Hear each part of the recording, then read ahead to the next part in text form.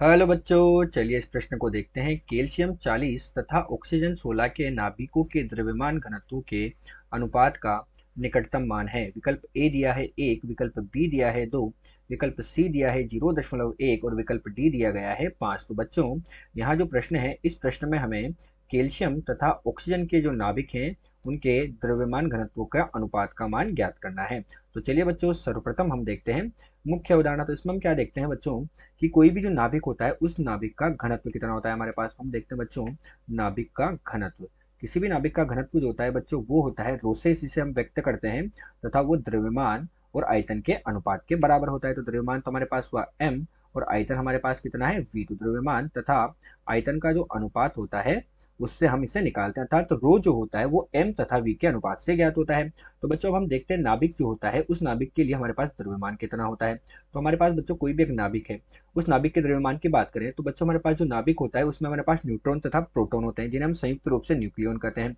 और ए जो हमारे पास होती है द्रव्यमान संख्या, वो भी न्यूट्रॉन प्रोटॉन के योग से आती है। अतः द्रव्यमान हमारे पास क्या हो जाएगा, द्रव्यमान हो जाएगा द्रव्यमान संख्या, नाभिक का द्रव्यमान कितना होगा, द्रव्यमान संख्या गुणा एक न्यूक्लियन का द्रव्यमान। एक न्यूक्लियन अर्थात नाभिक में जो न्यूट्रॉन प्रोटॉन है उसको हम क्या कहेंगे, न्यूक्लियन कहते हैं। तो हमारे पास एक न्यूक्लियन का द्रव्यमान होगा, जिससे हमें सारे नाभिक का द्रव्यमान प्राप्त हो जाएगा। अर्थात इसको हम क्या लिख सकते हैं, द्रव्यमान संख्या हो गई ए और एक न्यूक्लियन के द्रव्यमान को हम छोटे m से लिख देते हैं तथा नाभिक का द्रव्यमान हमारे पास बच्चों बड़े m के बराबर हुआ।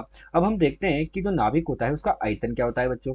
तो आयतन हमारे पास क्या होता है, आयतन जो नाभिक होता है उसे हम गोलीय मानते हैं, अर्थात एक गोले की तरह मानते हैं। तो उसका आयतन हमारे पास कितना हो जाएगा, 4/3 पाई आर। उसकी अगर त्रिज्या माने तो आर की घात 3 होती है, तथा जो नाभिक की त्रिज्या होती है उसका मान हमारे पास होता है। तो नाभिक की त्रिज्या, और नाभिक की त्रिज्या हमारे पास कितनी होती है, तो नाभिक की त्रिज्या आर हमारे पास होती है r0 1/3 के बराबर होती है। जहां r0 जो होता है ये नियतांक होता है, इसका मान 1.2 फर्मी के बराबर होता है तथा ए हमारे पास परमाणु द्रव्यमान संख्या है। अतः आयतन का मान हमें कितना प्राप्त होगा, आयतन का मान हमें प्राप्त होगा 4/3 पाई, ये हो जाएगा हमारे पास r0 की घात 3 और ए के बराबर प्राप्त होगा। तो अब हम नाभिक का घनत्व ज्ञात कर सकते हैं। तो हमारे पास घनत्व जो होगा वो कितना प्राप्त हो जाएगा, घनत्व रो बराबर हमारे पास बच्चों m का मान तो कितना है, a गुणा m के बराबर, और ये मान हमारे पास कितना है, ये मान है हमारे पास 4/3 पाई r0 की घात 3 और a के बराबर। तो a से a कट जाएगा बच्चों, और m जो होता है ये न्यूक्लियन का द्रव्यमान, ये हमारे पास बच्चों नियत होता है।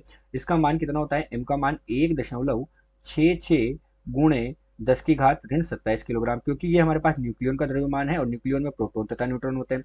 अतः रो का मान बच्चों हमारे पास कितना प्राप्त होगा, रो का मान हमें यहाँ से 3/4 पाई आर नोट की घात 3 के बराबर प्राप्त होगा। तो रो का मान हमारे पास कितना होगा, 3/4 पाई आर नोट की घात 3, अर्थात रो का मान हमारे पास कितना हुआ, नियत हो गया। अर्थात जो नाभिक का घनत्व होता है वो कितना होता है, नाभिक का घनत्व रो जो है वो एक नियत राशि होती है, अर्थात इसका मान हमारे पास अचर होता है। यही इस प्रश्न की मुख्य अवधारणा है। तो चलिए अब हम प्रश्न को हल करते हैं। तो प्रश्न में हमसे क्या पूछा गया है, प्रश्न में हमसे कहा गया है कि कैल्शियम 40 तथा ऑक्सीजन 16 के नाभिकों का। तो बच्चों हमारे पास कैल्शियम 40, अब बच्चों कैल्शियम 40 है तो ए का मान कितना होगा, द्रव्यमान संख्या का मान 40, तथा ऑक्सीजन 16 है, ऑक्सीजन 16 के लिए हमारे पास द्रव्यमान संख्या का मान कितना होगा, 16 होगा। लेकिन नाभिक का घनत्व द्रव्यमान संख्या पर निर्भर नहीं करता है।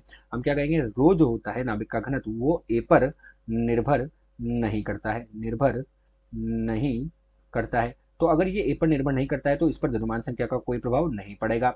अतः हमारे पास इनका घनत्व का अनुपात क्या होगा वो हम देखते हैं। तो रो जो होगा हमारे पास बच्चों कैल्शियम तथा रो जो होगा हमारे पास ऑक्सीजन, इसका अनुपात 1/1 के बराबर हो जाएगा। कितना के बराबर हो जाएगा बच्चों, 1/1 के बराबर हो जाएगा, क्योंकि ये द्रव्यमान संख्या पर निर्भर नहीं कर रहा है। अतः अनुपात होगा कैल्शियम और ऑक्सीजन का हमारे पास 1/1 के बराबर हो जाएगा।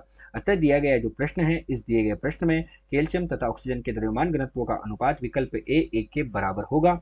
आशा करते हैं दिया हुआ प्रश्न आपको समझ आया होगा। धन्यवाद।